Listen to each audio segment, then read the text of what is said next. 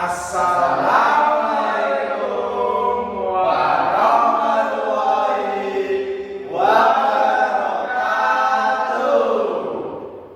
Perkenalkan, kami dari kelompok Ganjil Berat. Saya Revidia Saputri dengan NIM 201241009. Saya Andika Surya Erlangga dengan NIM 201241021. Saya Novel Zeki Fauzan dengan NIM 201241033. Saya Anan Yardianto dengan NIM 2012-4107. Dan perkenalkan, yang terakhir ini nama saya Raihan Nur Farhan dengan NIM 201241053.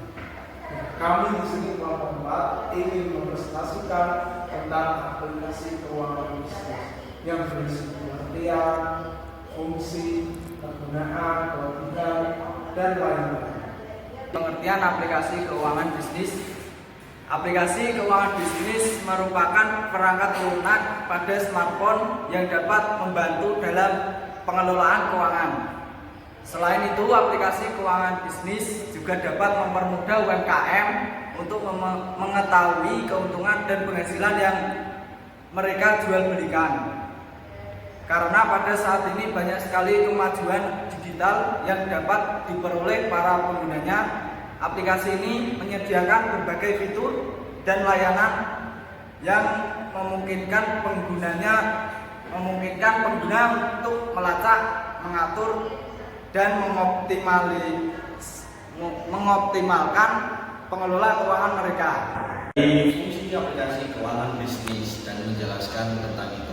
Nah, di sini terdapat 5 poin. Yang pertama adalah membuat pekerjaan lebih cepat selesai. Seperti pekerjaan lebih cepat selesai itu lebih singkat karena sebelumnya itu menghitungkan dengan manual. Nah, terus yang kedua lebih akurat karena sudah terdapat program AI. Nah, sekarang sudah zaman modern dan lebih maju, terdapat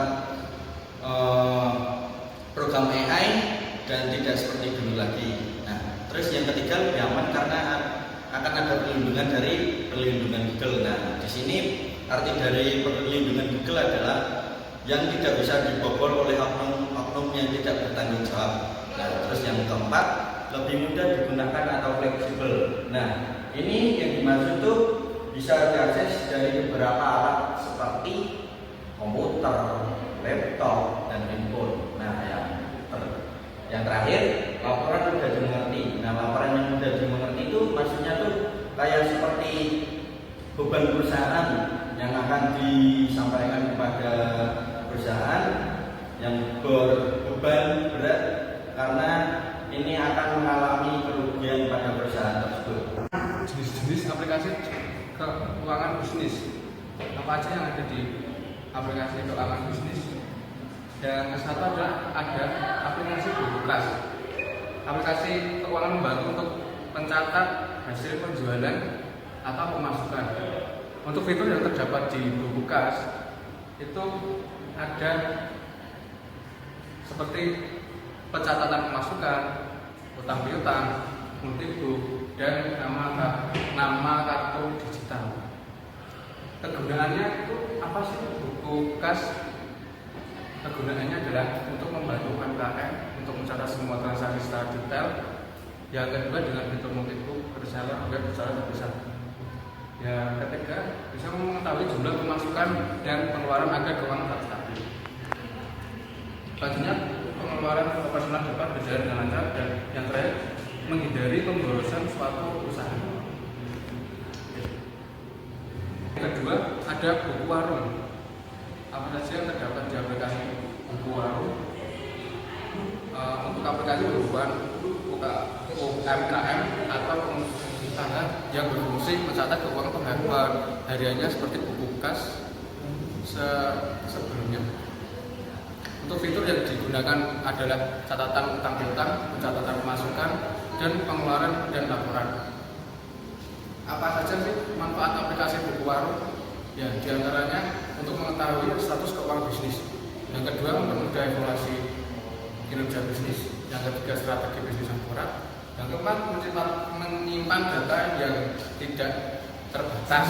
Jadi teman-teman bisa menyimpan data di buku warung ini untuk penyimpanannya itu lebih banyak gitu. Yang terakhir, untuk menampilkan kondisi ketersediaan secara akurat. Aplikasi Finansialku ini merupakan aplikasi yang berbasis website. Jadi basisnya website, bukan APK yang bisa diunduh, tapi sifatnya website. Website yang bisa berfungsi untuk membantu dan mengatur dan mengelola keuangan dan merencanakan keuangan pribadi atau individu maupun keluarga. Nah, fitur ini digunakan aplikasi ini dengan mencatat keuangan, merencanakan keuangan, finansial, lifestyle, investasi, dan perbankan. Dalam Finansialku ini juga memiliki berbagai keunggulan.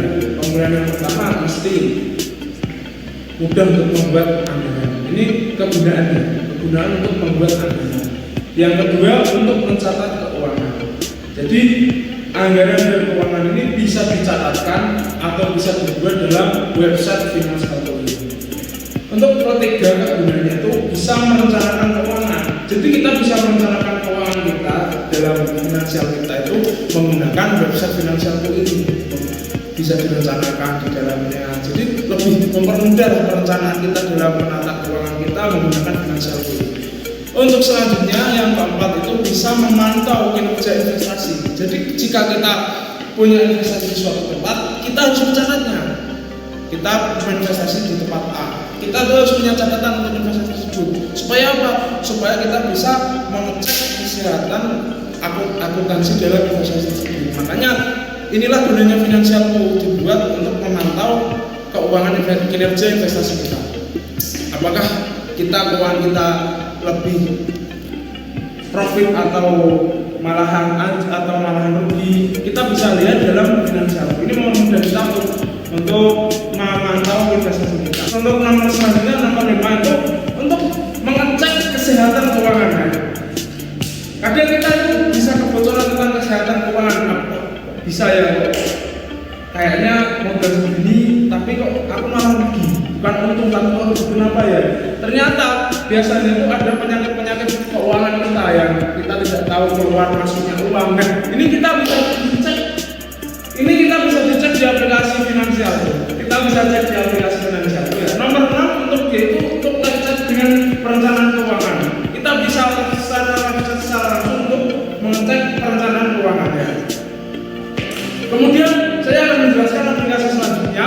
Aplikasi selanjutnya yaitu Money Lovers yang bentuknya aplikasi sudah mobile. Jadi bukan website seperti tadi. Ini bentuknya sudah mobile ya. Untuk mengatur keuangan, terutama pada pengeluaran, membuat anggaran dan memantau tabungan serta tagihan bulanan seperti transportasi, makanan, dan lain-lain. Fitur yang ada pada aplikasi apa saja fiturnya dan manfaatnya apa saja nih? Banyak, ada 5 juga seperti tadi ya. Ini bentuknya sudah mobile, tidak bisa seperti tadi ya. Yang pertama itu untuk pencatatan transaksi yang mudah.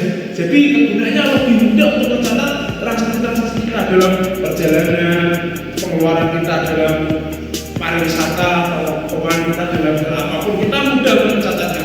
Yang kedua, laporan keuangan yang informatif. Maksudnya informatif itu detail-detail informasinya lebih kompleks, jadi kita lebih tahu, kita lebih jelas ya. Untuk ketiga, pengelolaan anggaran yang terstruktur. Jadi tidak murah-murah keuangan kita ini karena sudah terstruktur, jadi sudah jelas ya. Untuk nomor 4, pengingat tagihan dan pembayarannya. Ini bisa yang punya tagihan uang, PDAM atau tagihan apapun bisa menggunakan Money Lovers sebagai pengingat kita untuk kapan kita untuk pembayaran atau tagihan ini.